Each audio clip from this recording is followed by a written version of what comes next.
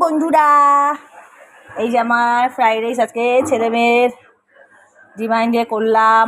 ফরমাইশ ছিল ওদের ডিমান্ড ছিল যে আজকে মাম্মা ফ্রাইড রাইস করো, তো ফ্রাইড রাইস করলাম। প্রন আছে, মানে চিংড়ি আছে, এই যে দেখা যাচ্ছে।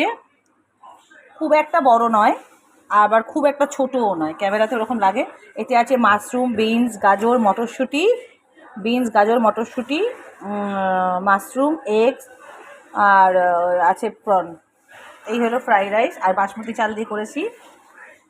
আর এখানে আছে হোয়াইট চিকেন। এই চিকেনটা আমার ছেলে মেয়ে, আমার হাতে সবাই খুব খেতে ভালোবাসে। এটার মধ্যে আছে পেঁয়াজ, আদা, রসুন, কাঁচা লঙ্কা, গরম মশলা দিয়ে প্রথমে কষিয়ে নিয়ে তারপরে কাজু, টক দই, পোস্ত, চালমগজ এসব দিয়ে বেটে একটু হালকা নুন মিষ্টি দিয়ে কষিয়ে ভালো করে, এই হলো আমার সাদা চিকেন।